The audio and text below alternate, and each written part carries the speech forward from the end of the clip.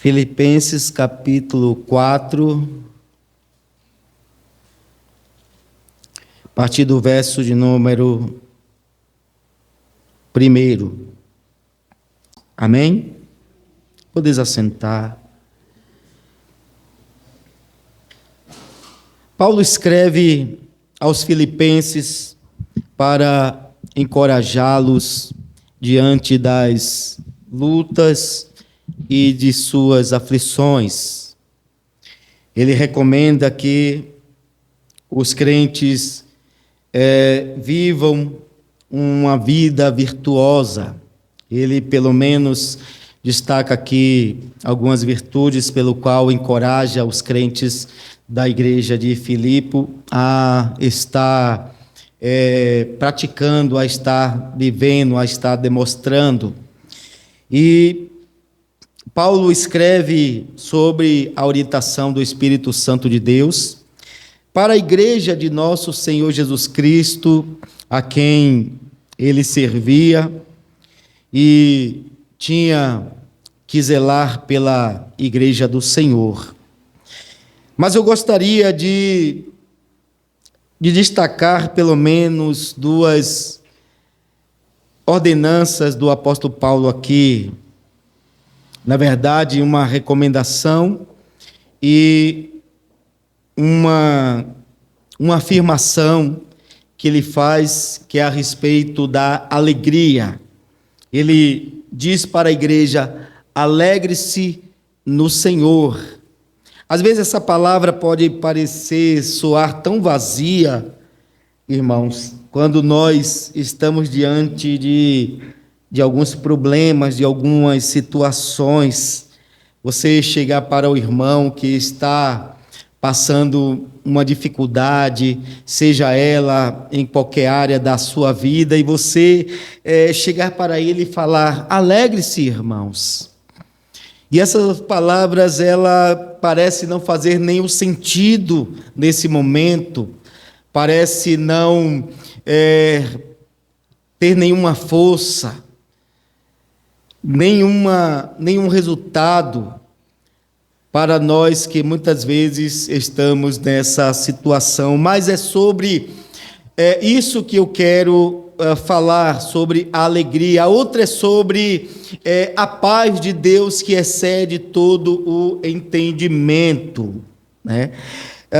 Ainda mais essa ordenança de Paulo, essa exortação, alegre-se no Senhor, irmãos, ela é bem propícia, ela é realmente importante para os dias atuais, porque ainda mais desses últimos dias que nós estamos vivendo e que sabemos que a doença do momento é a depressão, é a tristeza que muitas vezes leva até a morte das pessoas, e aonde esses são os maiores problemas, e até mesmo na vida dos cristãos, e aonde os cristãos estão buscando cada vez mais solução, resposta e cura para esse problema. E para muitos, a palavra de Deus, ela não tem nem poder, não tem nem voz, nem resposta para esse problema da depressão. E sem desmerecer, irmãos, e sem ser insensível a essa situação que eu sei que milhares de pessoas estão vivendo, mas eu gostaria de mostrar o que a palavra de Deus pode fazer para qualquer pessoa que está nessa situação. E nós sabemos que as pessoas têm procurado profissionais na área, como psicólogo, e procurado até os medicamentos, e dependido disso para poder ter alegria ou ter paz em seu coração. E é uma ironia diante da palavra de Deus, o cristão viver na dependência disso. Mas a Bíblia ela tem sim uma resposta para isso. Primeiro porque Deus ele já vem tratando desses problemas em sua raiz através de sua palavra. Para que a pessoa ele não nem entre nessa situação, porque Tiago ele no capítulo 4 ele chega a escrever para a igreja do Senhor e perguntar para eles de onde vêm as guerras e peleja dentre vós. Não vem disso a saber de vossos deleites que em vossos membros guerriam? E ele já começa mostrando aqui uma guerra interior que há no coração do homem por causa de suas paixões. Então Tiago ele nos alerta sobre nossas guerras, sobre nossas ansiedades, sobre nossas paixões. E ele pergunta de onde vêm essas guerras. O coração do homem está em conflito primeiramente com Deus. Ele está em conflito com Deus por quê? Porque ele não consegue, queridos irmãos, de maneira nenhuma obedecer nem agradar a Deus. Com o seu coração caído, com seu coração dominado pelas paixões, pelos desejos, pelo pecado, ele não consegue de maneira nenhuma agradar a Deus e ele já está em conflito com o seu Criador. Então há uma guerra no coração do homem, há uma guerra no interior do homem, e essa guerra, ela se dirige a Deus e também ao próprio ser humano em si. Ele está em conflito, porque os seus desejos estão ali aflorados, e os seus desejos estão ali guerreando. E Tiago pergunta, de onde vêm as guerras e pelejas entre vós? E não só entre si, mas também entre o próximo. Aonde ele diz, essa guerra entre vós, que guerriam em vossos desejos, vossos deleites. Aí ele fala, invejais e nada tem. Então começa uma guerra, e essa guerra interior, ela, irmãos, está direcionada a Deus, essa guerra está direcionada a nós mesmos, essa guerra está direcionada ao nosso próximo. Paulo mesmo, ele chega a dizer que o que ele quer fazer, ele não consegue, porque ele vê uma outra lei guerreando em seus membros no capítulo 7.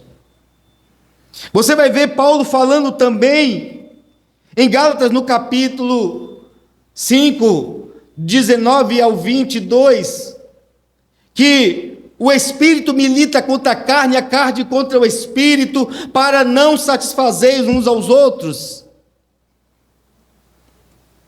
Então, como um coração desse pode ter alegria, como ter o coração desse ter a paz? Então Paulo, ele exorta aqui, alegre-se no Senhor. Alegria no Senhor, irmãos, provém da justiça de Deus em Cristo. Essa alegria, ela está associada ao reino de Deus, a qual Jesus Cristo disse que ele instalou dentro de nós. E Paulo, escrevendo em Romanos capítulo 14, e o verso 17, ele diz que o reino de Deus não é comida nem bebida, mas justiça, paz e alegria no Espírito. Então, a alegria, ela está associada ao reino de Deus. E Jesus Cristo fala sobre as bem-aventuranças. Em Mateus, no capítulo 5, ele fala sobre as bem-aventuranças a partir do versículo de número 3 e diante, sobre a justiça de Deus, sobre a paz de Deus, sobre a alegria.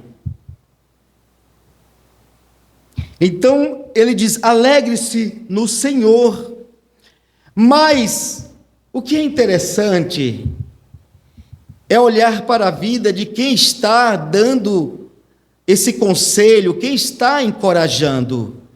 Paulo. Não é nada menos que o apóstolo Paulo.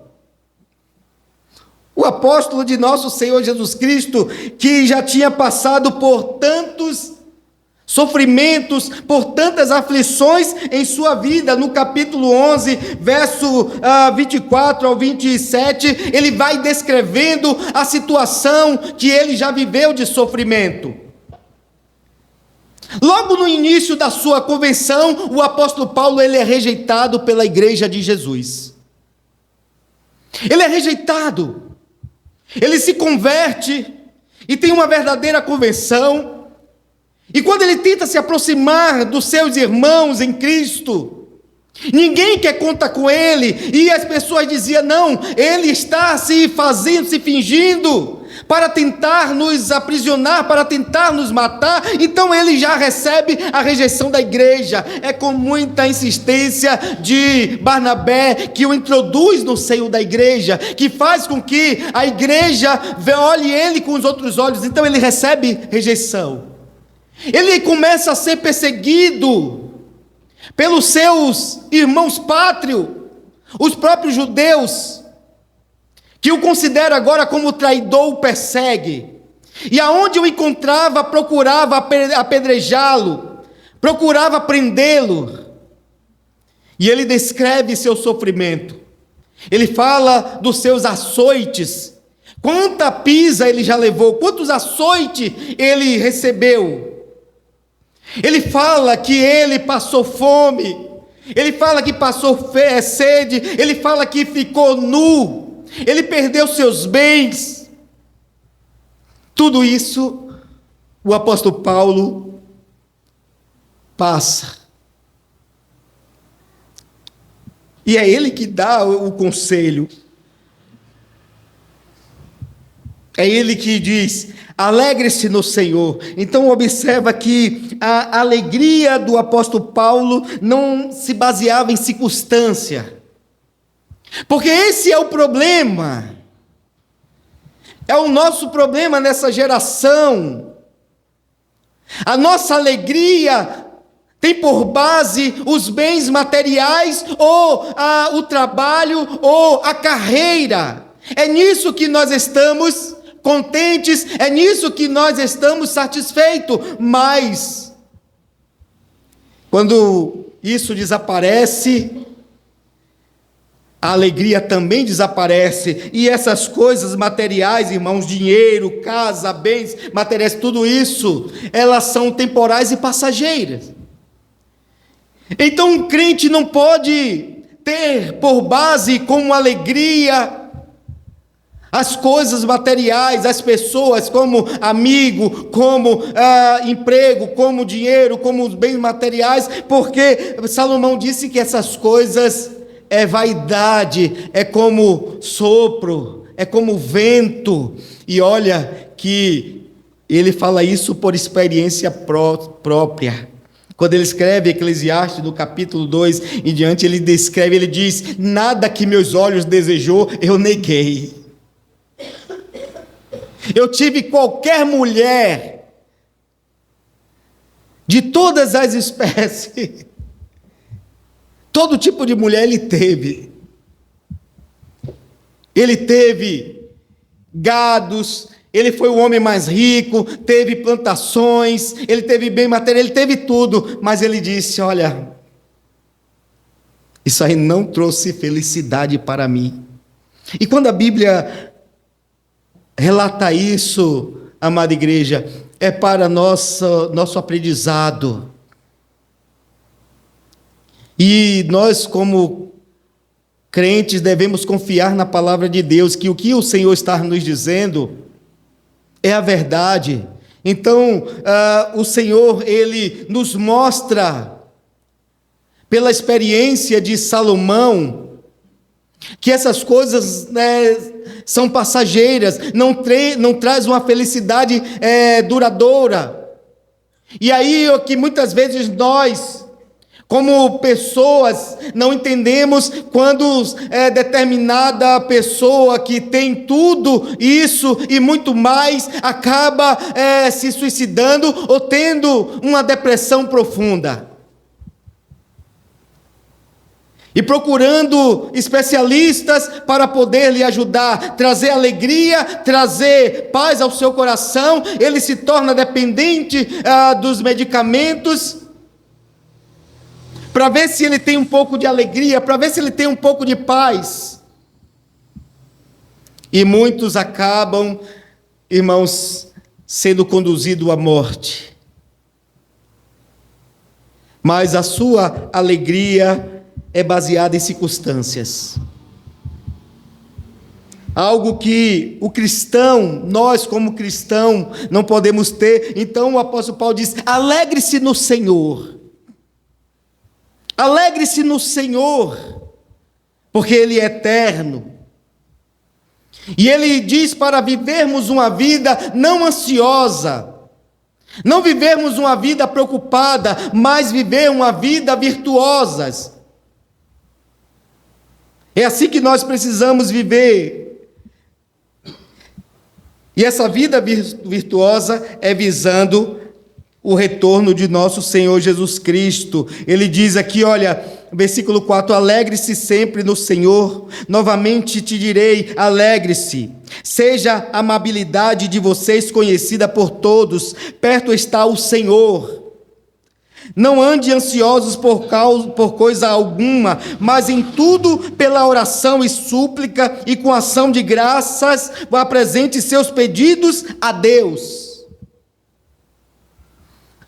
As pessoas andam ansiosas, as pessoas andam preocupadas,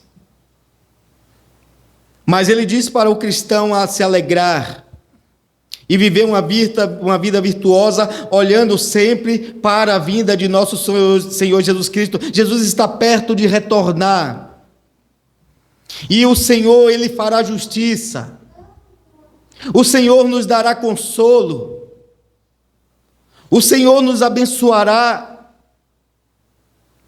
Então precisamos viver uma vida virtuosa, esperando, aguardando o retorno de nosso Senhor Jesus Cristo. E ele diz: não inquieteis por coisa alguma, ou não fique ansioso por alguma coisa. Jesus já tinha nos advertido em Mateus capítulo 6, 25 sobre isso. Não fiqueis preocupados com o que há vez de comer, com o que há vez de vestir, com o que há vez de beber. O vosso Pai sabe do que vocês precisam. E ele diz: buscai primeiro o reino do céu, a sua justiça, e as demais coisas serão acrescentadas. E Paulo vem aqui advertir a igreja, vem encorajar a igreja sobre a sua ansiedade. Então há muitas pessoas que estão ansiosas, pessoas que estão preocupadas, e por causa disso estão inseguras, por causa disso estão tristes, por causa disso estão angustiadas.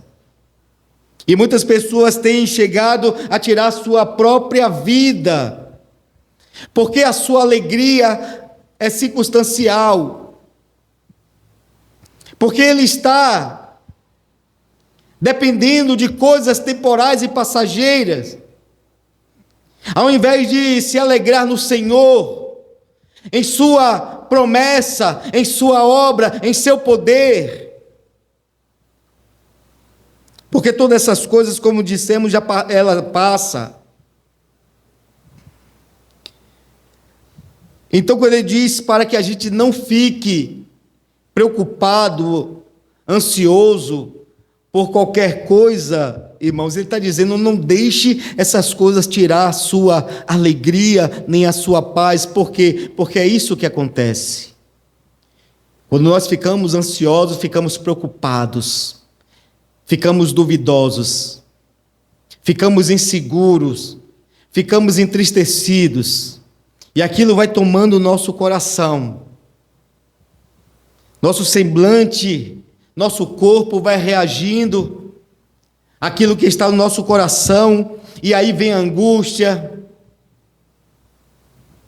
Então a palavra de Deus está dizendo: não fiqueis ansioso por coisa alguma, mas eu estou passando por dificuldade, eu estou passando por luta, eu estou passando por aflição.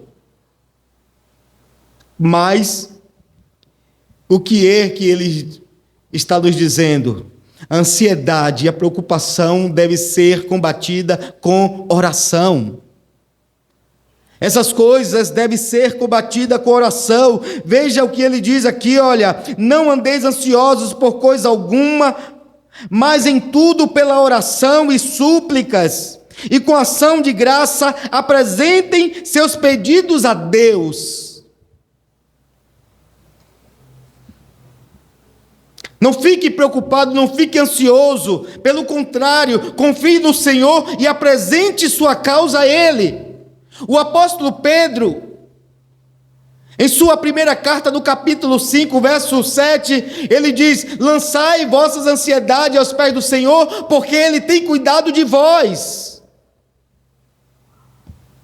Então é necessário que a gente confie em Deus e leve nossos problemas em oração, porque é assim que nós combatemos a ansiedade, é assim que nós combatemos a preocupação, o medo, a insegurança.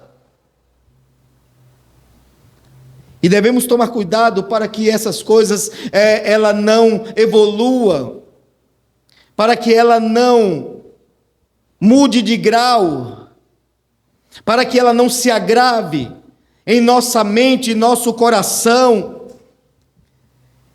E aí, nós devemos apresentar a Deus em oração e descansar no Senhor. Esse é o conselho do apóstolo Paulo. Ele já tinha passado por todas essas situações. E aí ele vem no versículo de número 7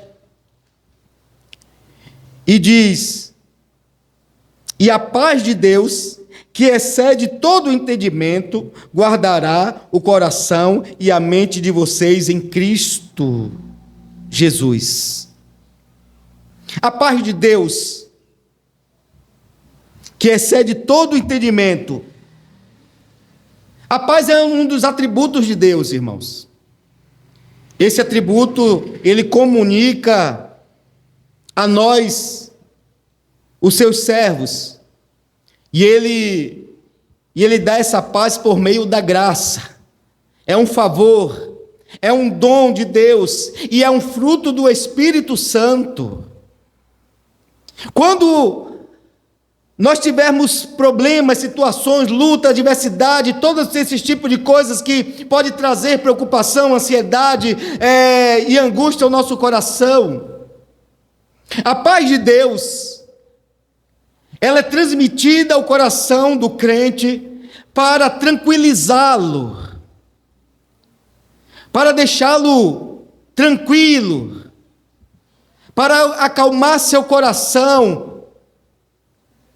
A paz de Deus que excede todo entendimento é um dom do Espírito Santo. É um fruto do Espírito, é um dom de Deus. E a base desta paz é a graça de Deus. Você observa que Paulo, quando se dirige à igreja, ele se dirige com a seguinte saudação: graça e paz da parte de Deus e de nosso Senhor Jesus Cristo. Graça e paz.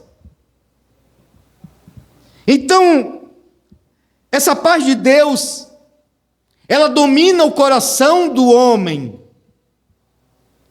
Quem tem o Espírito de Deus, ele tem essa paz. Significa que diante das lutas, diante das adversidades, das dificuldades, dos problemas, ele está tranquilo. Ele está calmo. Ele não está atribulado, angustiado, perturbado. Porque o crente que tem o Espírito Santo de Deus, ele não tem só a alegria, mas ele também tem a paz. A paz que excede todo o entendimento. O que Paulo quer dizer aí com isso?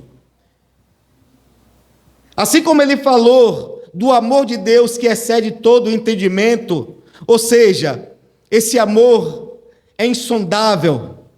Assim é a paz, é inexplicável.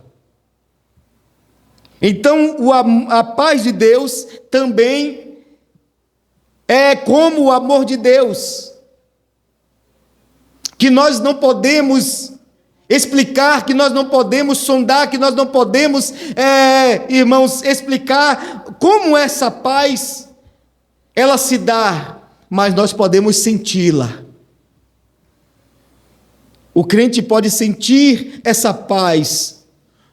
O mundo não imagina como ela é, o mundo não sabe como ela é. Jesus Cristo, uma certa vez, disse para seus discípulos: a minha paz vos dou, não dou como o mundo a dá. Porque o mundo tem uma falsa paz, mas Jesus Cristo tem a verdadeira paz para nos dar. Porque a paz que o mundo tem, queridos irmãos, é momentânea, é traiçoeira, é falsa. Mas a paz de Deus não. Em qualquer situação que você esteja, se você tem o fruto do Espírito, você está em paz, você está tranquilo. E como essa paz se manifesta? Porque é um dos atributos de Deus. A paz de Deus é a face dele, irmãos, meiga e serena em nossos corações. O Espírito Santo nos revela essa paz. Sabe, diferente daquela face irritada e furiosa, a paz de Deus é justamente a face dele olhando para o nosso coração de maneira serena, de maneira meiga e tranquila. Essa paz. E ela se manifesta pelo Espírito Santo de Deus ao nosso coração. E essa paz, que é a face de Deus, ela transmite para nós confiança, tranquilidade e esperança. A paz de Deus, ela opera assim em nossos corações. Mas não só isso. Ele está dizendo que a paz de Deus, que excede todo entendimento, protegerá a sua mente, seu coração e os seus sentimentos. Olha o que a paz de Deus faz. Ela é um guardião. A paz de Deus, ela atua como sentinela, guardando a cidade, protegendo a cidade de supostos inimigos. Então, quando você tem a paz,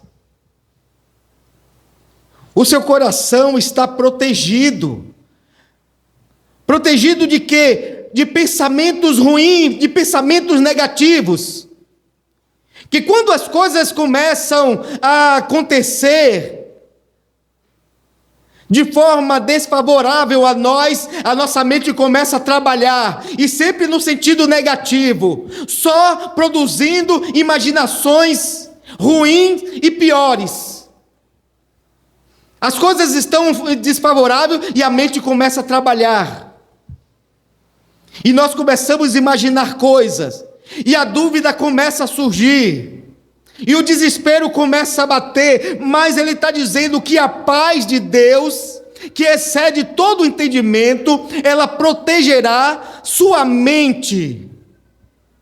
E ela protege a mente desses pensamentos ruins, dessas imaginações, que quando as coisas estão desfavoráveis, começa a produzir em nossa mente, começa a ser fabricado em nossa mente, mas não só a mente, mas o coração também. O coração, sabe? Nosso coração que está em guerra com Deus, nosso coração que está em guerra em nós mesmos, nosso coração que está em guerra com o nosso próximo. Ele está dizendo que a paz de Deus protege também o nosso coração. Protege nosso coração do inimigo. De quê? Da cobiça, da inveja, do orgulho, da avareza. A paz de Deus começa a proteger o nosso coração desses supostos inimigos. Ela é um guardiã. Ela é um sentinela. E é por isso que a igreja do Senhor deve se alegrar no Senhor Jesus Cristo. A igreja deve confiar no Senhor Jesus Cristo. Nós dependemos. Então, do que nós precisamos para ser felizes? O que precisamos para nos alegrar? Nós precisamos da graça de Deus. Nós precisamos do favor de Deus. Mas como obtê-lo? Pela fé em Jesus Cristo, confiando no Senhor Jesus Cristo. Por quê? Porque o Senhor Jesus Cristo nos dá o seu Espírito, e o seu Espírito produz a alegria em nossos corações. O Espírito Santo, ele alegra a nossa alma.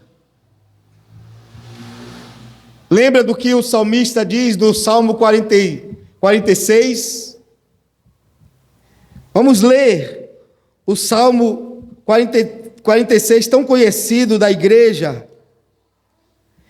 que ele vai falar a respeito dessa alegria.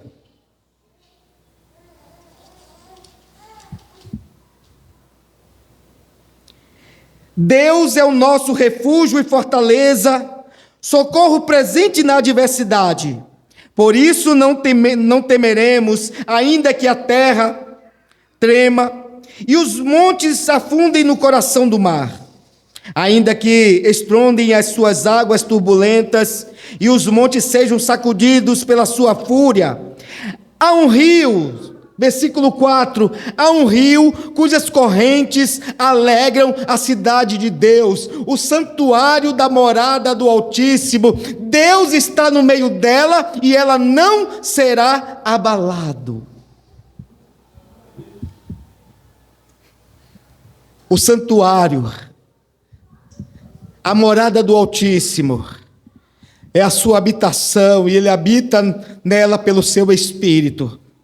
E o seu Espírito alegra a cidade de Deus, o santuário de Deus, que é a igreja do Senhor.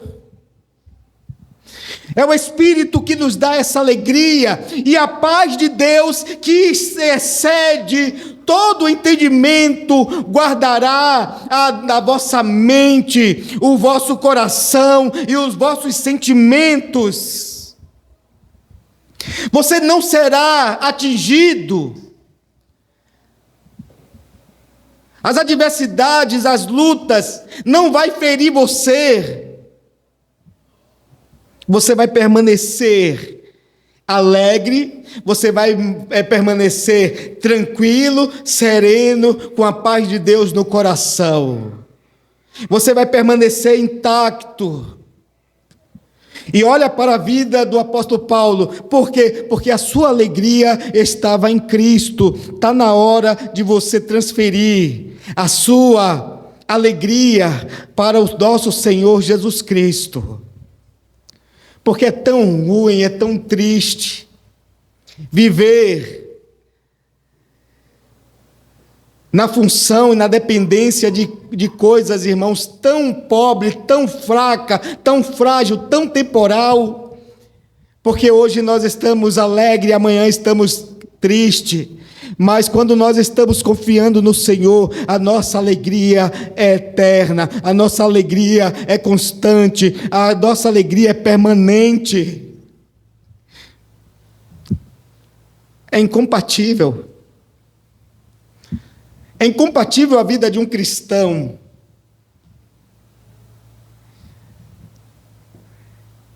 eu sei que pode ter muito questionamento, mas eu estou falando de um Deus Criador Todo-Poderoso.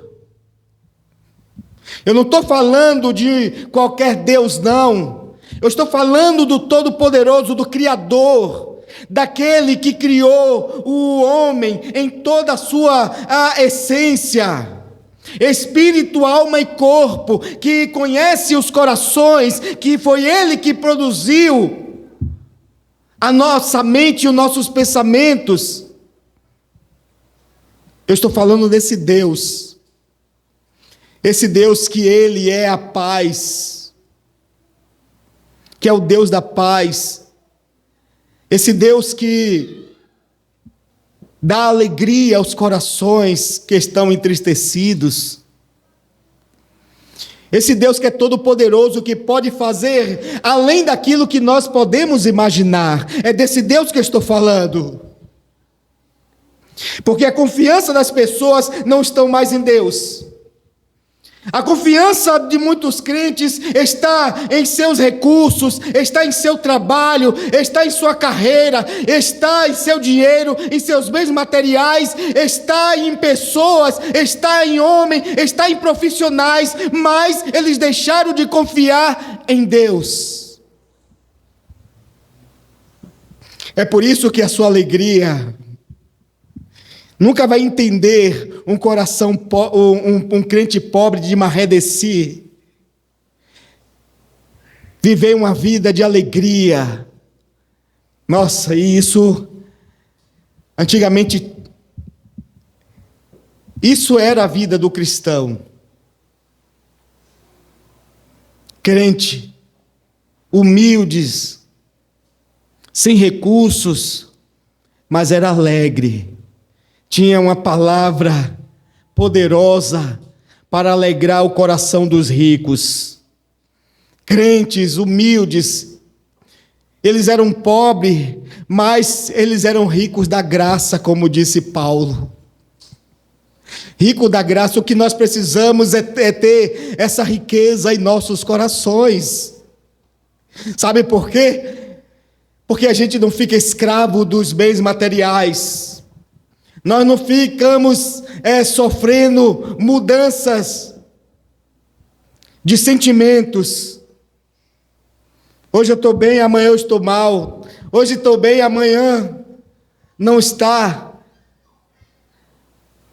Mas o que eu e você precisamos fazer é transferir a nossa confiança para Cristo. É nos alegrar no Senhor, para que o Senhor nos dê o seu Espírito. E que o Espírito de Deus produza o fruto da alegria em nossos corações. E para que o fruto do Espírito também produza paz em nossas vidas. É o que nós estamos precisando, igreja.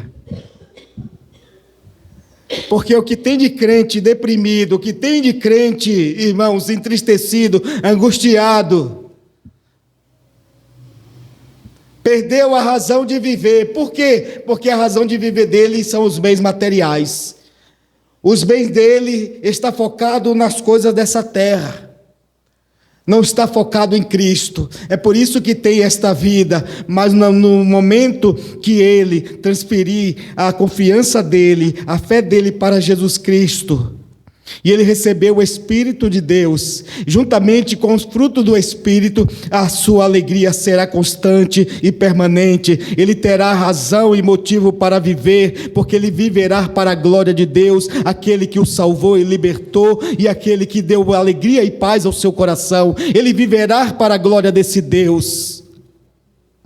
É isso que nós precisamos, igreja. Amém?